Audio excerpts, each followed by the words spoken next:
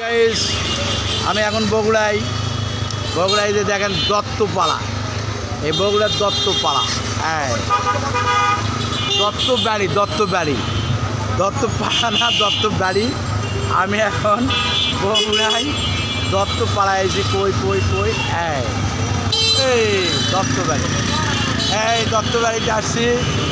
আমার বগুড়ার বন্ধু কই, অনেকেই ফোন দিয়েছিলেন, তো আমি বগুড়াতে দত্তবাড়িতে এই যে দেখেন রিক্সা এই মারিছে এত জ্যাম, বাংলাদেশের কোটি জনগণ এই দেখেন দৌড়ে বাড়াবার লাগতেছে, দেখছেন এই দেখছেন পিছনে হুন্ডা দিচ্ছে, এই দেখছেন মানে গাড়ির অভাব নাই।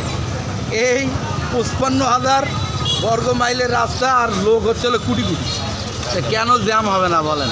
চারিদিকে জ্যাম আর জ্যাম। দেখেন এই আসছি আমি বগুড়ায় দত্তবাড়ি, হ্যাঁ দত্তবাড়ি।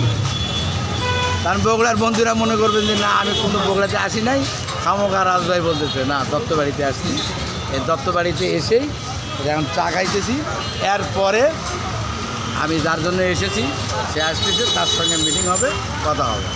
ওকে, ভালো থাকবে।